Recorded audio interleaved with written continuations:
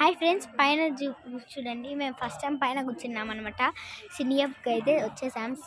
పొద్దుటూరు అనమాట. ఇదిగోండి, ఇప్పుడు సినిమా అయిపోయింది. 3D cinema. అందరు గ్లాసెస్ అయితే తీసుకున్నారు. ఇదిగోండి గ్లాసెస్ అనమాట. మేము కూర్చున్నదైతే C19 to 74లో కూర్చున్నాం. ఇదిగోండి మేము కూర్చున్న ఈ లాస్ట్ 3 సీట్స్ మాయ అనమాట. అండ్ 22, 23, 24 కూర్చున్నాం మేము. 3